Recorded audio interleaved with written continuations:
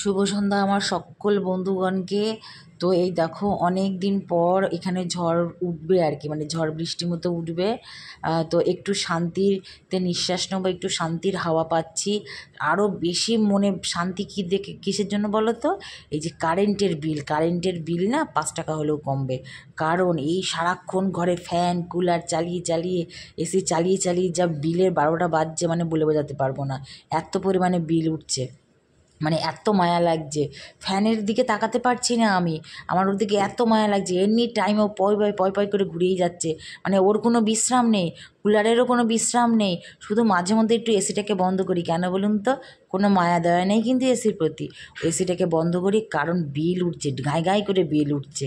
তো এই যে ঝড়টা উঠেছে বহুদিন পরে, মানে এখানে ঝড় বৃষ্টি খুব কম হয়, মানে অন্য সাইডে কী হয় আমি জানি না, আমাদের এই জায়গাটাতে এরকম হয়। তো অনেক দিন পর হচ্ছে, তো আমি ছাদে এসেছি, আমি ভাবছি যতক্ষণ না বৃষ্টি আসবে এই ছাদেই পুঁতে পড়ে থাকবো।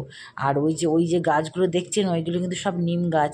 আর ময়ূরগুলো যা জোরে ডাকাডাকি হাঁকাহাঁকি করছে, মানে এই ঝড় বৃষ্টিতে মানুষের খুব ভালো লাগলেও কিন্তু এই পাখি পশু এদের কিন্তু বড়ই সমস্যা।